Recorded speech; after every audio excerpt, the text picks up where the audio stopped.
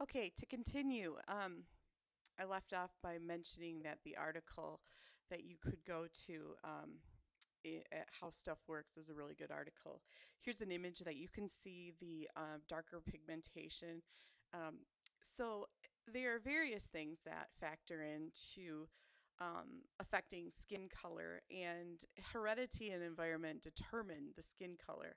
So first of all, there's genetics. So different people have varying amounts of melanin and varying size of melanin granules. Albinos lack pigmentation, lack melanin altogether. Then there are environmental factors like sunlight, obviously.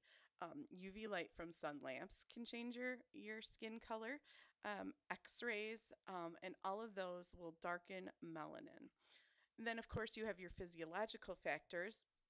If you are hot, your blood vessels dilate, blood goes to the surface, and may have a more flushed or reddish tint. And then the opposite is true. If you've ever seen someone's lips turn purple or blue when they're cold, that is because the blood vessels are constricting and keeping the blood deep. There's also, believe it or not, if someone eats a lot of carotene, like in carrots and sweet potatoes, they could have a orangish tint to their skin, and sometimes babies. I actually liked it when my babies would have that. But and then there's jaundice, and jaundice is kind of a yellow tint.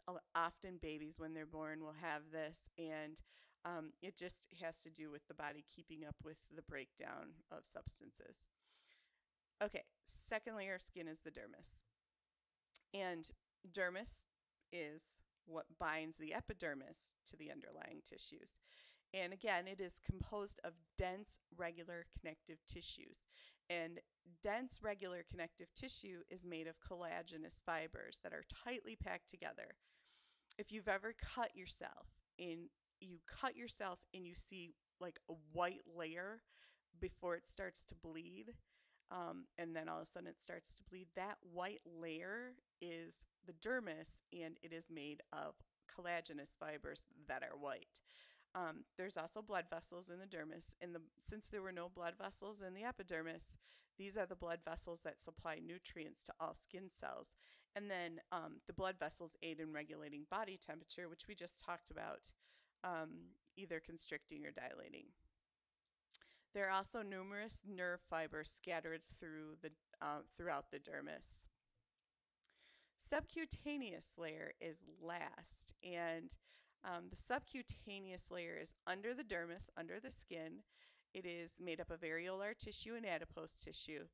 And in the area of the subcutaneous layer, you will find collagenous and elastic fibers, and they are continuous with the dermis. So there's no clear division. You cannot see a direct beginning and ending for the subcutaneous layer like you can with between the epidermis and the dermis. And because there is adipose tissue there under the skin, that plays a role in heat insulation. Think of whale blubber and things like that. And then it also contains blood vessels for both the skin and for adipose tissue. Last section here are the accessory organs of the skin. And we'll start with nails.